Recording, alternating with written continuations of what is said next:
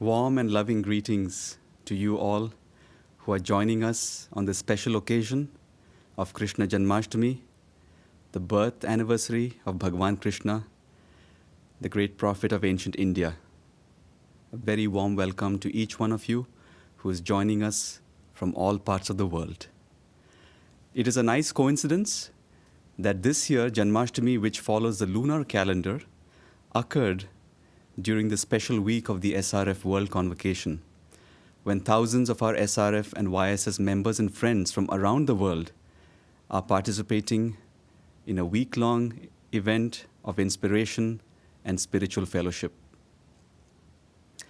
So again, a very warm welcome to each one of you who's joining us from all parts of the globe.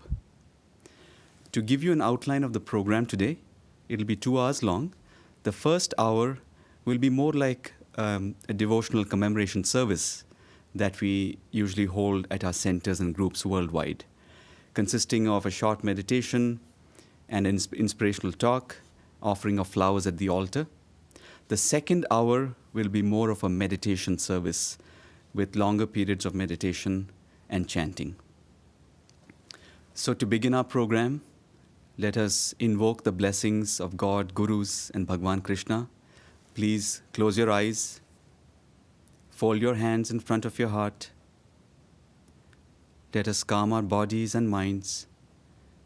Take the attention within, open our hearts, and with all of our love and devotion, please pray, Heavenly Father, Mother, Friend, Beloved God, Jesus Christ, Bhagwan Krishna, Mahavatar Babaji, Lahiri Mahashay,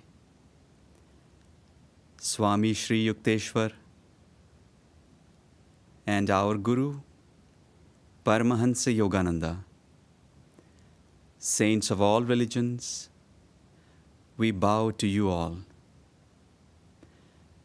Beloved Bhagavan Shri Krishna, bless us that we may faithfully follow your guidance in the Bhagavad Gita of living a balanced life, of the yoga of dutiful action, non-attachment, and meditation for God realization. Bless us with the fervor known to all true devotees who have ever loved and found God. Om Shanti, peace. Amen.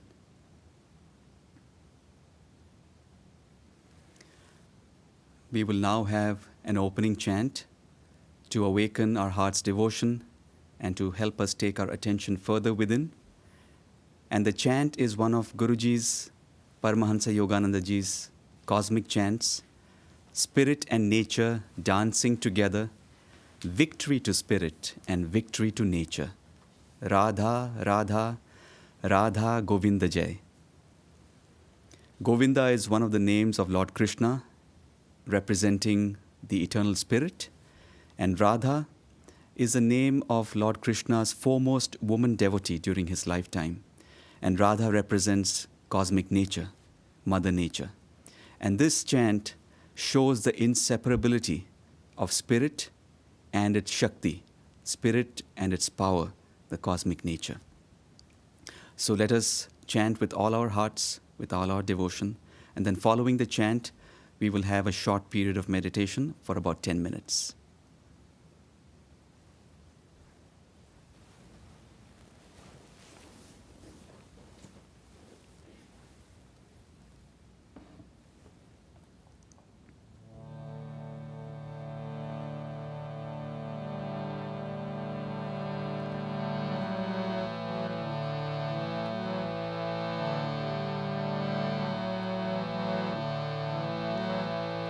Spirit and nature dancing together. Spirit and nature dancing together. Victory to spirit and victory to nature. Victory to spirit and victory to nature. Radha Radha Radha Govind Jai Radha Radha Radha Govind Jai Radha Radha. Spirit and nature dancing together. Spirit and nature dancing together. Victory to spirit and victory to nature. Victory to spirit and victory to nature. Radha Radha Radha Govind Jai Radha Radha Radha Govind Jai Radha Radha. Spirit and nature dancing together. Spirit and nature dancing together. Victory to spirit and victory to nature. Victory to spirit and victory to nature. Radha Radha Radha Govind Jai Radha Radha Radha Govind Jai Radha Radha. Spirit and nature dancing together. Spirit and nature dancing together. Victory to spirit and victory to nature. Victory to spirit and victory to nature. Radha Radha Radha Govind Jai Radha Radha Radha Govind Jai Radha Radha. Spirit and nature dancing together. Spirit and nature dancing together. Victory to spirit and victory to nature. Victory to spirit and victory to nature. Radha Radha Radha Govind Jai Radha Radha Radha Govind Jai Radha Radha Radha Govind Jai Radha Radha Radha Govind Jai Radha Radha Radha Govind Jai Radha Radha Radha Govind Jai Radha Radha. Spirit and nature dancing together. Spirit and nature dancing together. Victory to spirit and victory to nature. Victory to spirit and victory to nature. Radha Radha Radha Govind Jai Radha Radha Radha Govind Jai Radha Radha Radha Govind Jai Radha Radha Radha Govind Jai Radha Radha Radha Govind Jai Radha Radha Radha Govind Jai Radha Radha. Spirit and nature dancing together. Spirit and nature dancing together. Victory to spirit and victory to nature. Victory to spirit and victory to nature. Radha Radha Radha Govind Jai Radha Radha Radha Govind Jai Radha Radha Radha Govind Jai Radha Radha Radha Govind Jai Radha Radha Radha Govind Jai Radha Radha Radha Govind Jai Radha Radha Radha Govind Jai Radha Radha. Spirit and nature dancing together. Spirit and nature dancing together. Victory to spirit and victory to nature. Victory to spirit and victory to nature. Radha Radha Radha Govind Jai Radha Radha Radha Govind Jai Radha Radha Radha Govind Jai Radha Radha Radha Govind Jai Radha Radha Radha Govind Jai Radha Radha Radha Govind Jai Radha Radha Radha Govind Jai Radha Radha. Spirit and nature dancing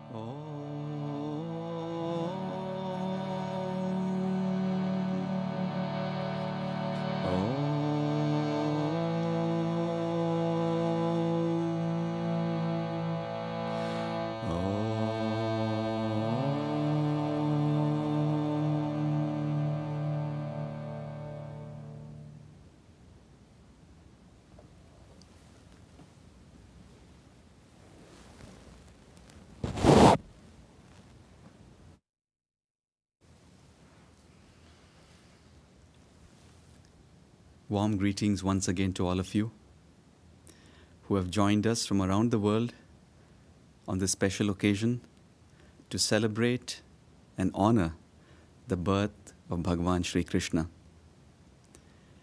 The word Janmashtami is composed of two parts, Janma and Ashtami. Janma means birth, and Ashtami means the 8th day of the lunar cycle. So Krishna Janmashtami literally means the birth of Bhagavan Krishna on the 8th day of the lunar cycle. Krishna was born at midnight on the 8th day of the lunar cycle in the Indian lunar month of Shravan, which generally falls between August and September. And I think many or most or all of us know the fascinating story of Krishna's birth and in the miraculous way in which he survived his birth. Because Krishna was born in a prison cell to his parents, Vasudeva and Devaki, who had been imprisoned by Devaki's evil brother, King Kamsa. Now it is said that as soon as Krishna was born, he gave a vision of his cosmic form to his parents right in the prison cell. And Vasudeva and Devaki knew immediately that this was not an ordinary child, it was a divine being, an avatar, an incarnation of God. And it so happened that miraculously after Krishna's birth and him giving the vision, his father Vasudeva was able to transport him outside of the prison. The prison gates opened, the guards fell into a stupor. It was pouring, coming down very heavily with rain outside, and Vasudeva was able to carry baby Krishna in a small basket, cross the flooded Yamuna, go to the other side to the village of Gokul, and hand over this baby child to his friend Nanda, who was a cowherd, chief cowherd in that village of Gokul, and his wife Yashoda. So Krishna was raised by his foster parents, Nanda and Yashoda, in a very idyllic pastoral setting in the village of Gokul and nearby Vrindavan. And I think his childhood contains some of the most fascinating and miraculous episodes. Even though Yashoda was not the biological mother of Krishna, she did not know that. She always considered Krishna as her own child. And she never looked upon Krishna as a divine being, even though in heart of hearts she knew that Krishna was not an ordinary being. But to her, Krishna was just her little boy. And songs and bhajans have been composed in India to honor Yashoda, because they said, the saints who sung in her praises said that Mother Yashoda, great saints and sages and yogis have tried to contact, to have a vision of Krishna through their devotion, through their meditation for years, incarnations. And he played as a little baby on your lap. So what penance have you performed? What good have you done in your past life to earn this good fortune? One of the most powerful and often quoted slokas in the Bhagavad Gita is from chapter 4, verses 7 and 8. And I'll say it in Sanskrit first, and then I'll give you Gurudeva Paramahansa Yogananda's translation. The Sanskrit goes like this: Yada yada hi dharmasya glanir bhavati bharata abhyutthanam adharmasya tadatmanam srajamyaham paritranaya sadhunam vinashaya cha dushkritam dharma sansthapanarthaya sambhavami yuge yuge. And Guruji translates it thus: O Arjuna, whenever virtue declines and vice predominates, I incarnate as an avatar. In visible form, I appear from age to age to protect the virtuous and to destroy evil doing in order to re-establish righteousness. And Krishna was certainly one such avatar. I have a very sweet memory from my childhood growing up in India around Janmashtami. And this is a tradition that's followed in many parts of India. So the day before Janmashtami, my mother would decorate the altar in our home, our puja room, which had pictures of Krishna and other Indian deities. She would decorate the altar with flowers, fruits, and homemade goodies that Krishna enjoyed as a child. And the night of Janmashtami, after I had gone to bed, my mother would make a little batter of rice flour and water. And using this batter with her hands, she would draw little feet of Krishna going up from the entrance of the house all the way into the puja room. And when I woke up the following morning and I saw those footprints, I was convinced that Krishna had come to our house to partake of our love and devotion through those offerings. As a little child, it made Krishna very real to me and to all my friends because of that sort of a culture. It was very sweet. Now, Krishna in his lifetime played many roles. As a young boy, he was a simple cowherd. He grew up and became the king of Dwarka on the west coast of India. He was a charioteer to his beloved disciple Arjuna, one of the Pandava brothers. He was a diplomat trying to broker peace before the war. He was a father, he was a husband, and above all, he was a beloved guru, a spiritual teacher to many disciples he had during his lifetime and since. To me, Krishna's life is a testimony, is an example that no matter what one's outer role, one can attain and maintain divine consciousness. He gave us that example. I wanted to share a couple of stories from Krishna's life. One when he was just a little child, and the second one when he was an adult, he was a king. And many of us, perhaps all of us, have heard the stories I'm going to share many times over or read them. And yet to me, these stories never grow old or boring, because when I listen to them or read them reverently with an open heart, with my devotion, then I find that it draws me closer to Krishna and also provides me a source of inspiration to keep on the spiritual journey. So I hope that you will listen to these stories in that spirit. The first story is, as I said, when Krishna was just a little boy, maybe 3 or 4 years old. He was a very mischievous little boy, and his mother Yashoda could never really keep him out of sight. She had to do her housework and keep a watchful eye on Krishna. And this is the story of Damodar. So one day, Yashoda, mother, was in the kitchen doing her household chores, and Krishna was just next to her. She was keeping a watchful eye on him. At some point during the work, she got distracted and Krishna slipped out of the kitchen, and he went to the neighboring room where from the ceiling hung a large clay pot filled with butter, and that was Krishna's favorite food. He loved to steal butter from his own house. So now the pot was too high. He couldn't reach it, so he was able to grab a stool from somewhere, climbed the stool with great difficulty, balanced himself on the stool, and very gently tilted that clay pot so that the butter fell straight into his mouth. And he was having a great time. Now, as I said, Krishna grew up in a pastoral setting. There was a lot of wildlife around. So the monkeys of the neighborhood came in and they were having fun with Krishna. They were enjoying the butter too. Now, soon Yashoda realized that Krishna was missing from the kitchen. So she went and found him and caught him red-handed. Now, Krishna was extremely embarrassed and very scared that his mother was going to scold him or punish him. So he jumped off the stool and scampered away. And he was a quick little fellow, so Yashoda had great difficulty catching up with him. Finally, she did catch up with him. And with mock sternness, she said, I need to punish you, because if I leave you alone, you're going to be up to your next prank and I'll never get any work done.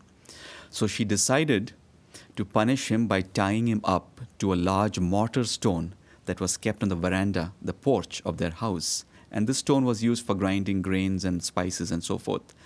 So Krishna in one hand, she went to the storeroom, grabbed a piece of rope, took him to the mortar stone, held him against the mortar stone with his back to the stone, wound the rope all around the stone, brought it to the front to tie a knot. And what does she find? It's 1 inch too short. So she shakes her head and grabs Krishna again, goes back to the storeroom, gets a second piece of rope, ties that rope to this first rope, makes sure it's going to be long enough, puts Krishna again against a mortar stone, winds the rope around, brings it to the front to tie the knot, 1 inch too short. And she cannot believe her eyes because she had ensured that the rope was long enough. And she knew there was something else going on.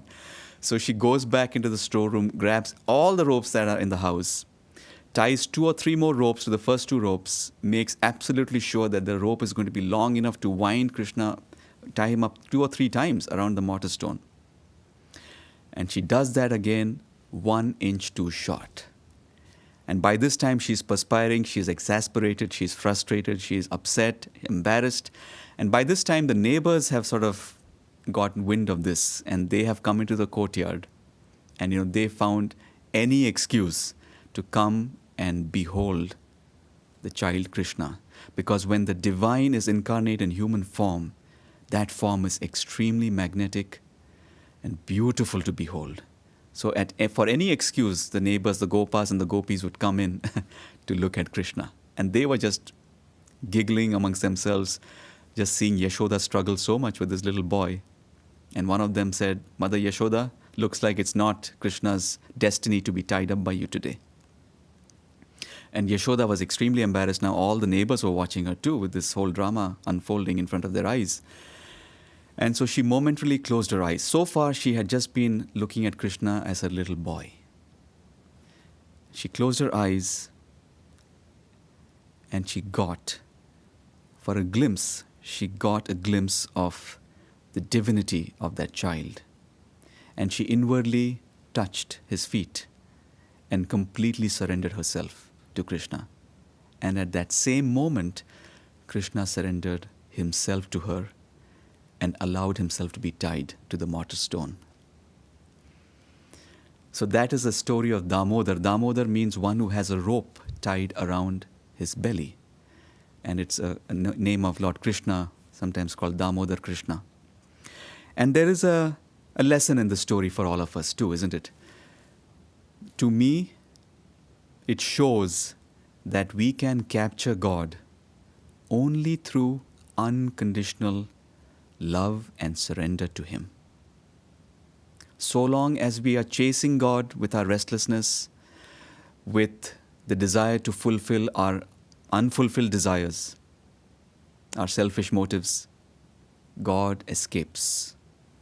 But the moment we offer God our unconditional, selfless love and wholehearted surrender, God surrenders Himself to us, just like Krishna surrendered himself to Mother Yashoda.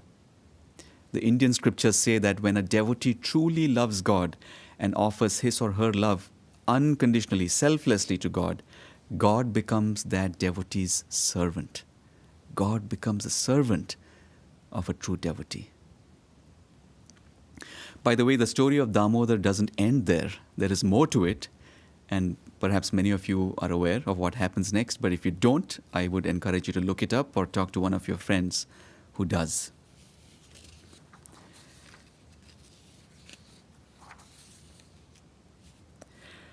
The next story I would like to share is when Krishna was an adult. He was a king and a counselor, a confidant to the Pandava brothers and the Kaurava brothers. As you know, the war of Kurukshetra, the war of the Mahabharata, happened between the good Pandava brothers and the evil Kaurava brothers. And Krishna, war seemed inevitable, unfortunately, but Krishna decided to make one last attempt to try to broker peace. So he decided to go to Hastinapur, the capital of the Kauravas, which happens to be in present-day New Delhi area. And he was received with great pomp by the Kauravas. The chief prince, Duryodhana, received Krishna with great joy.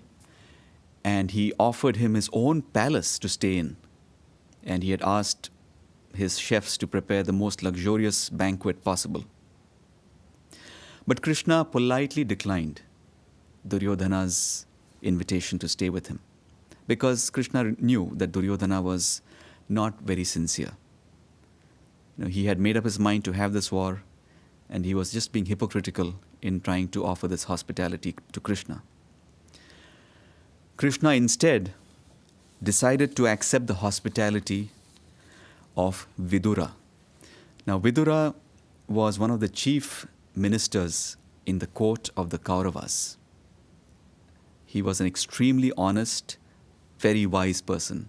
In fact, he was one of the few who had the courage and the strength to stand up to Duryodhana and to tell him to not have this war. He tried to dissuade Duryodhana from having this war.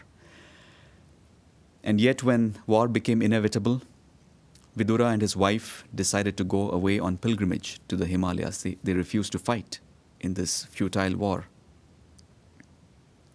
And as we know, the Kauravas were decimated in this war.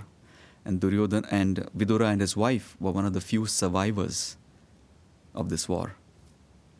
Anyway, coming back to the story, Krishna accompanied Vidura to his humble home and was received very graciously by Vidura's wife. They both, Vidura and his wife, they both washed Krishna's feet at the entrance of their home, and they escorted him inside. They made him sit on the sofa in the living room, and they both sat at his feet with tears streaming from their eyes in utter disbelief that their spiritual guru, their master, had agreed to come to their humble abode. They could not believe how fortunate they were. After some time, Vidura's wife went into the kitchen and she brought back with her a platter of bananas as an offering for Lord Krishna. And she sat down, and her husband Vidura sat next to her at the feet of Krishna in a state of ecstasy, in a state of utter joy. And they wanted to offer these bananas one by one to Krishna. And they were peeling these bananas and offering it to him. And Krishna was happily eating the fruit. Now, there was one problem. What happens when you're in the company of a great soul? One is in such a state of joy, and one sort of loses a little bit of touch with reality because you're so absorbed in that magnetism of that personality. And the same thing happened with Vidura and his wife. In the ecstasy of their joy, they were peeling the banana, throwing away the fruit, and offering the peel to Krishna. And Krishna was happily eating the peel after peel. They had the whole platter. They kept feeding him the peels without realizing what they were doing. And if any one of you has tried to eat even a small portion of a banana peel, you know it is not something that is very tasty. Very difficult to chew. And Krishna ate peels after peels of bananas.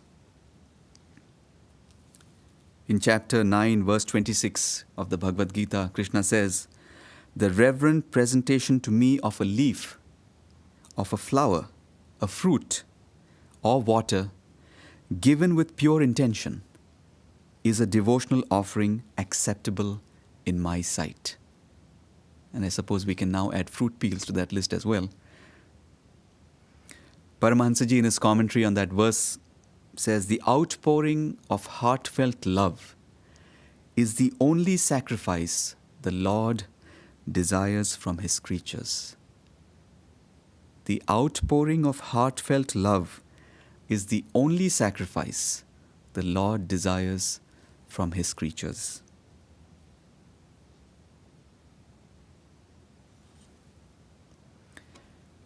And lastly, I would like to share one little anecdote, again from Krishna's life. And there's a beautiful painting that is on the YSS calendar this year, for this year 2022.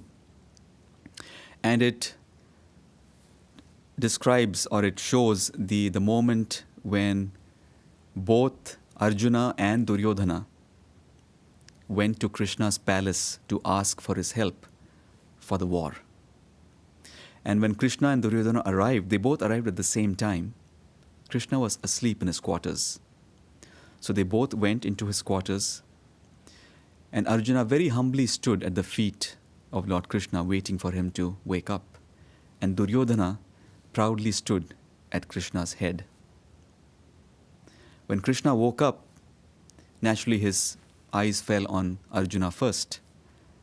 And he knew why they had both come. They needed his help for the war. So Krishna told them, one of you can have my powerful army, and the other can have me. But I will not fight. I will not bear arms. I will only be your charioteer and guide. Arjuna, since I saw you first, I give you the first choice. What do you choose? And Arjuna very wisely chose Krishna. And Duryodhana could not believe his good fortune. He said, we're now with Krishna's army by my side in addition to my own powerful army. Victory is surely mine. And we know what all happened.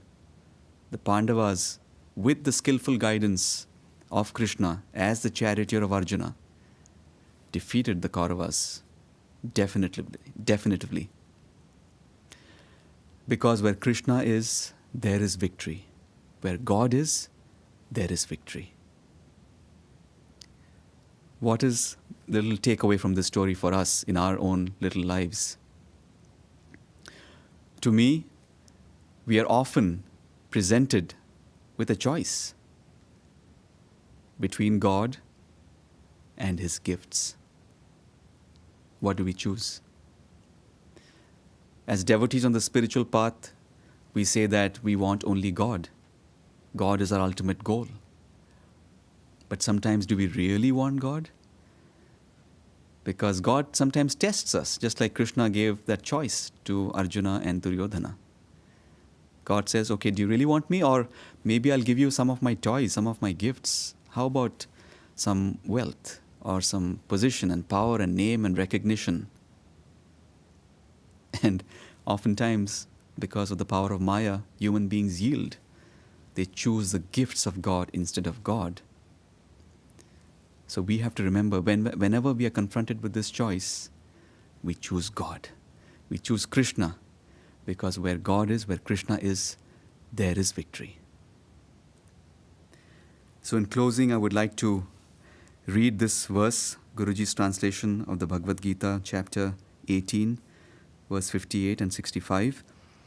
With heart absorbed in me, and by my grace, thou shalt overcome all impediments. Absorb thy mind in me, become my devotee, resign all things to me, bow down to me, thou art dear to me, so in truth do I promise thee, thou shalt attain me.